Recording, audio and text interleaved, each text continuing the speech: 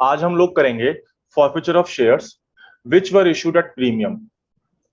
जो शेयर हमने प्रीमियम पे इशू किए हैं उसमें फॉरफीचर की एंट्री क्या होगी, प्रीमियम का क्या इफेक्ट पड़ेगा फॉरफीचर की एंट्री पे, ये सारा हम पॉइंट यहाँ पे देखने वाले हैं। इसके लिए हमने इलस्ट्रेशन 41 ली है बुक से, टीएस ग्रेवाल 2021 की, और डिफरेंट डिफरेंट केसेस हैं, तो इसमें जो हर केस है आपका कवर हो जाएगा प्रीमियम का। Perfect hospitality limited issued 10,000 equity shares of ₹10 each. तो शेयर्स जो इशू किए हैं वो कितने किए हैं? 10,000 शेयर किए हैं नाउ, और एक शेयर की कीमत है ₹10 एट प्रीमियम ऑफ ₹2 पर शेयर, और ₹2 का प्रीमियम है, तो टोटल कितने हो गए? ₹12 हो गए। The amount is payable as under ₹4 on application, ₹5 including premium on allotment. तो हम लिख रहे हैं ₹5, ₹2 प्रीमियम का इसके अंदर इंक्लूडिंग है, तो अलॉटमेंट। नेक्स्ट है हमारा first and final call which is ₹3।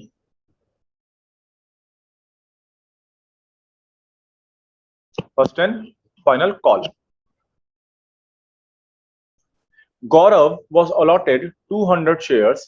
Give journal entry for the forfeiture of shares in each of the following cases.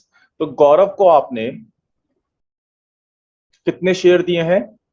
गौरव को आपने शेयर किए हैं allotted 200 शेयर्स।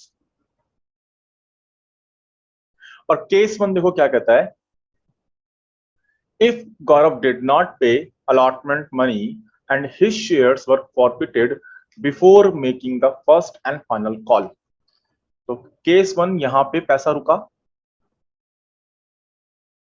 और इसमें कहा है कि आपने अलॉटमेंट के बाद फर्स्ट कॉल मांगी ही नहीं, और फर्स्ट कॉल मांगने से पहले ही आपने फॉरफीचर कर दिया। तो जो फॉरफीचर है वो यहीं पे हो रहा है, केस 1 के लिए फॉरफीचर यहीं पे हो गया।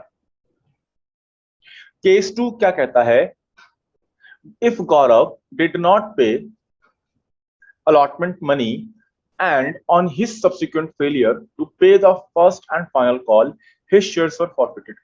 तो केस 2 में भी देखो पैसा जो है वो अलॉटमेंट पे ही रुका है, लेकिन आपने उससे फर्स्ट एंड फाइनल कॉल भी डिमांड करी, उसके बाद आपने उसका शेयर फॉरफिट किया। यानी यहां पे जो फॉरफीचर हो रहा है वो फॉरफीचर आपका फर्स्ट एंड फाइनल कॉल पे हो रहा है। ठीक, तो हम यहाँ पे इस तरह से लिख सकते हैं कि केस 2 का जो फॉरफीचर हो रहा है वो फर्स्ट एंड फाइनल कॉल पे हो रहा है। केस 3 देखते हैं हम लोग, इफ गौरव डिड नॉट पे the first and final call and his shares were forfeited. तो केस 3 क्या है? केस 3 यहां पे आता है, और यहां पे उसने मिस्टर गौरव ने आपको फर्स्ट एंड फाइनल कॉल नहीं दी और उसके शेयर फॉरफिट हो गए। इसके बाद तो वैसे भी कुछ भी नहीं है, यहीं पे फॉरफीचर ही होगा। इस तरह से हमने अपने तीनों केस देख लिए, और एक एक करके हम लोग केस की एंट्री देखते हैं। तो केस 1, जब भी हम लोग फॉरफीचर की एंट्री पास करेंगे, पूरे क्वेश्चन में सिर्फ फॉरफीचर की एंट्री अगर पास करनी है तो आप 3 चीजें पता लगाएंगे। ये सेम वैसे ही जो हमने प्रीवियस क्लास में सीखा था उसी को हम आगे सीख रहे हैं, कंटिन्यू कर रहे हैं कि आपको 3 चीजें कौन सी पता लगानी है? कॉल्ड अप, पेड अप या एंड अनपेड। तो कॉल्ड अप तो आपको पता लगाना ही लगाना है, एंड पेड अप अनपेड में से कोई एक चीज पता लगा लो, तीसरी अपने आप पता चल जाएगी। तो फर्स्ट ऑफ ऑल हम देखते हैं कि कॉल्ड अप कितना है केस 1 में। तो देखो केस 1 हमारा यहां पे है, और पैसा अलॉटमेंट पे रुक गया, और फर्स्ट एंड फाइनल कॉल आपने नहीं मांगी, उसके पहले ही आपने उसका शेयर फॉरफिट कर दिया। तो कॉल्ड अप कितना हुआ यहाँ पे? ₹4 एप्लीकेशन का एंड ₹3 आपका अलॉटमेंट का, क्योंकि ₹2 का तो प्रीमियम है, और प्रीमियम को आपने हमेशा अलग से लिखना है। कॉल्ड अप में सिर्फ और सिर्फ जो शेयर की कीमत है वो चलेगी, कॉल्ड अप, पेड अप या अनपेड, इसमें शेयर की कीमत चलेगी। अगर कोई प्रीमियम है जो आपको नहीं मिला उसको आप अलग से लिखोगे। तो ₹5 की अलॉटमेंट मनी है, बट ₹3 का तो उसमें शेयर की कीमत है और ₹2 प्रीमियम का है। तो आप ऐसे देख सकते हो कि ₹4 एप्लीकेशन के और 3 रुपए अलॉटमेंट के, तो टोटल 7 रुपए आपका हो गया called up. Next paid up देखो कितना है, वही पैसा कहां रुका है, अलॉटमेंट में रुका है। फर्स्ट एंड फाइनल कॉल आपने उससे मांगी नहीं है, तो उसने पैसा कितना दिया, सिर्फ 4 रुपए, और अनपेड निकल जाएगा आराम से। देखिए 7 रुपए आपने उससे मांगे और उसने सिर्फ 4 रुपए दिए हैं, तो 3 रुपए आपका अनपेड निकल गया। ये चीज आप इस तरह से भी लिख सकते थे कि आपको अनपेड अगर पता है तो आप डायरेक्ट पहले अनपेड लिख दीजिए, ऐसे भी लिख सकते हैं इस चीज को हम, कि हम ये देखें कि आखिर उसने पैसा रोका कितना है। तो देखो अलॉटमेंट पे हम देख रहे हैं पैसा उसने कितना रोका है, अलॉटमेंट मनी तो 5 रुपए है, लेकिन इसमें शेयर की कीमत कितनी है, 3। तो चाहे कॉल्ड अप हो, पेड अप हो, अनपेड हो, शेयर की जो वैल्यू है वो आएगी। तो अनपेड कितना हो गया, 3 रुपए, और यहां से पेड अप निकल जाएगा, 7 - 3 = 4 रुपी, पेड अप आ गया, राइट। और अब आप ये चीज चेक करो कि अगर अलॉटमेंट या पे पैसा जो रुका है, यहां जो सिक्योरिटी प्रीमियम था वो मिला या नहीं मिला। तो अगर उसने अलॉटमेंट मनी पे नहीं करी तो सिक्योरिटी प्रीमियम भी पे नहीं किया होगा, तो उसको भी लिख लेंगे हम अलग से, सिक्योरिटी प्रीमियम 2 रुपी, ये भी अनपेड है। आओ अब इसकी जनरल एंट्री देखते हैं यहां पे इसके साथ। सबसे पहले हम क्या करेंगे, शेयर कैपिटल को हम डेबिट कर देंगे। फॉरफीचर में शेयर कैपिटल डेबिट होती है, शेयर कैपिटल अकाउंट डेबिट। आपका कॉल्ड अप कितना है, आपका कॉल्ड अप है 7 रुपए, 7 इंटू 200 शेयर्स हैं,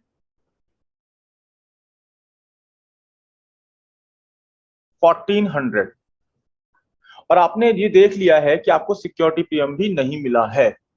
तो इशू करते समय हम सिक्योरिटी प्रीमियम को क्या करते थे, क्रेडिट,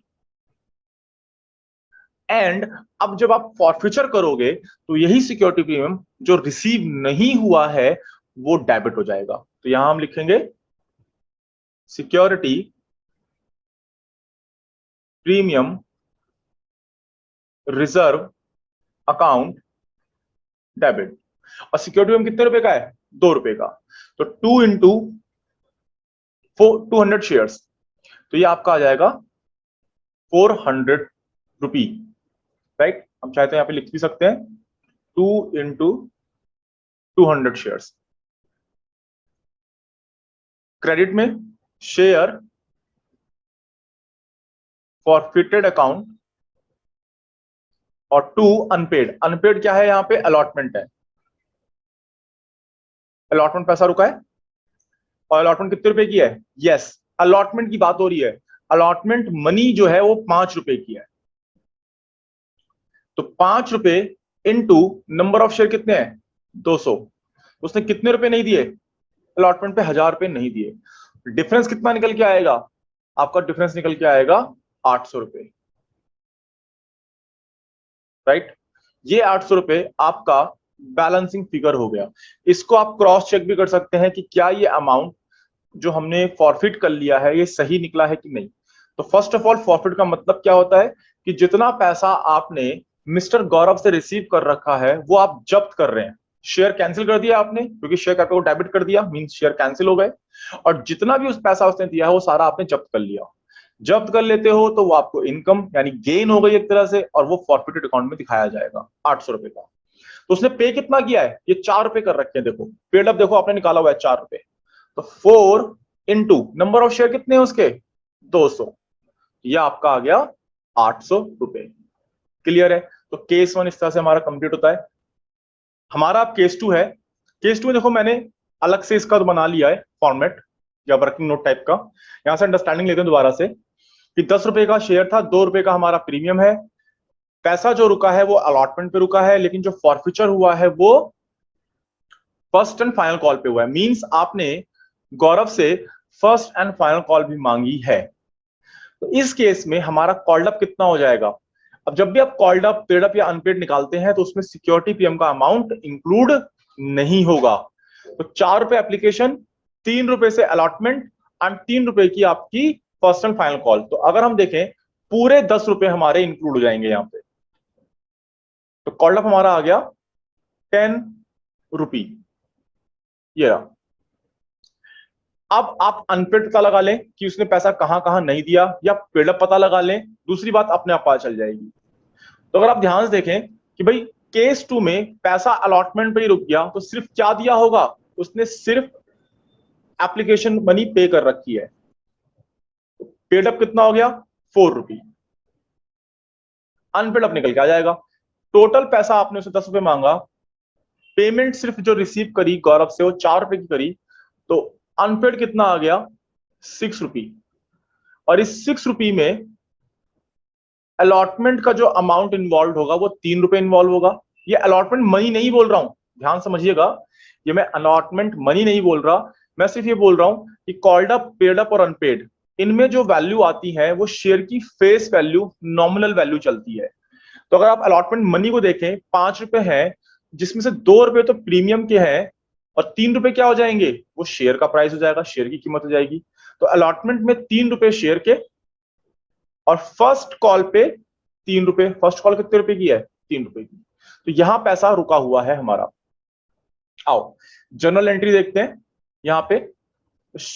अच्छा एक चीज और देखो, इस केस में पैसा जो है अलॉटमेंट पे रुका हुआ है, और अलॉटमेंट पे ही आपने सिक्योरिटी प्रीमियम का अमाउंट मांगा है, तो आपको सिक्योरिटी प्रीमियम भी यहां पे रिजर्व जो है रिसीव नहीं हुआ है। तो लिख लेंगे इसको भी हम, सिक्योरिटी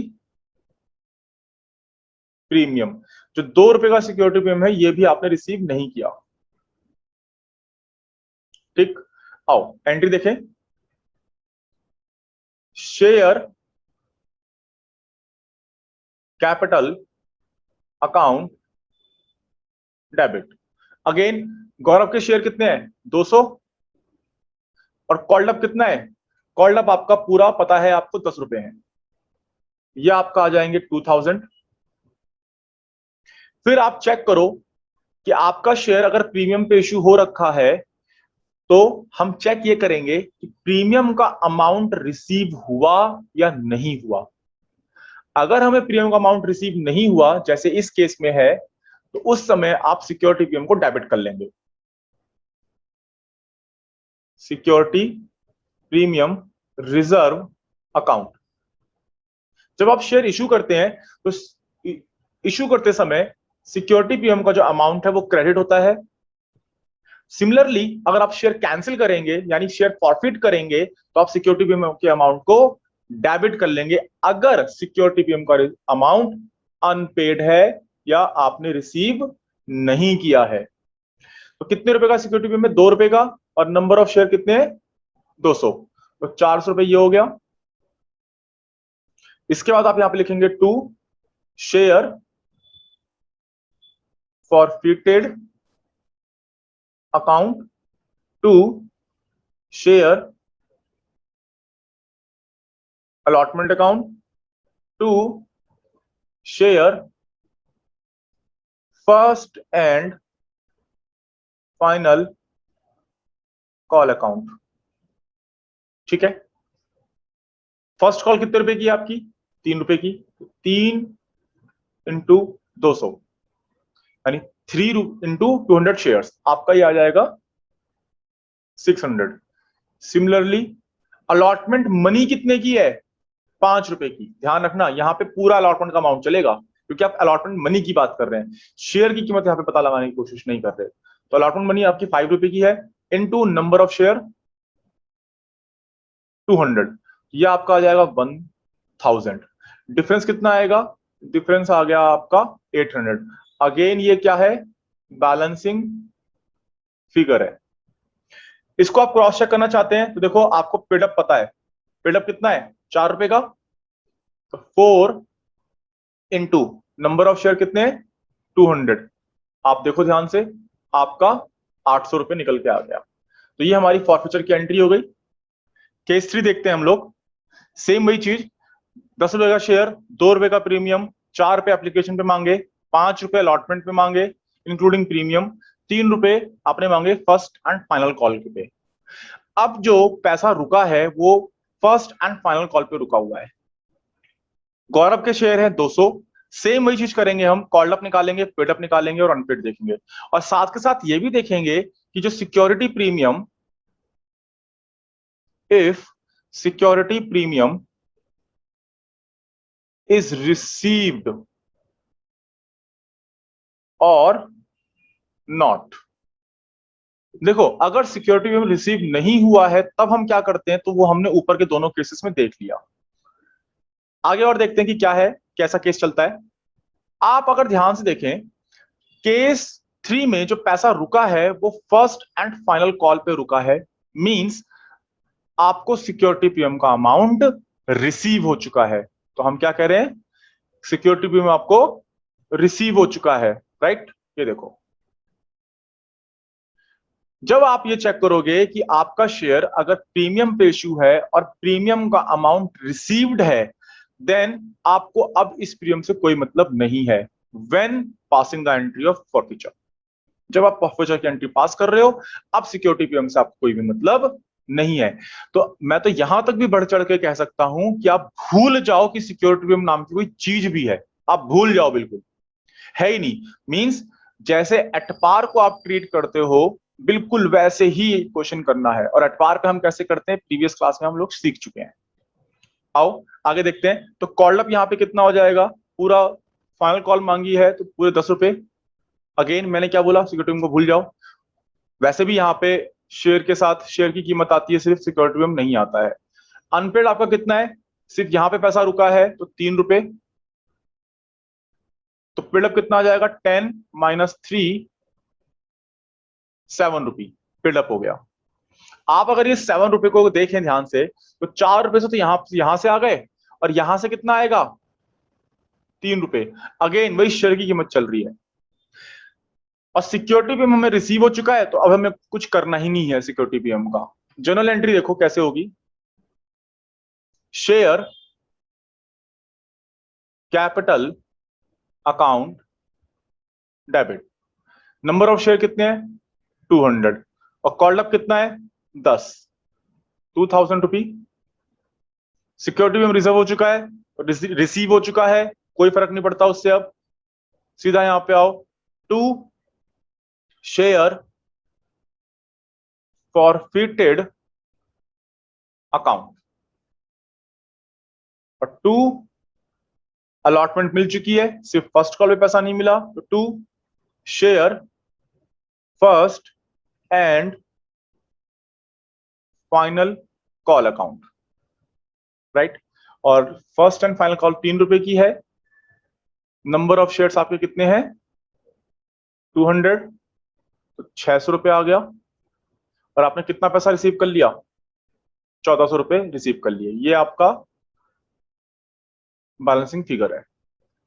देखो, चेक करना है तो चेक कर सकते हो। पेडअप आपका आपने पता लगा रखा है, 7 रुपए का पेडअप है, इनटू नंबर ऑफ शेयर कितने हैं, 200, तो आपका 1400 ही आ गया।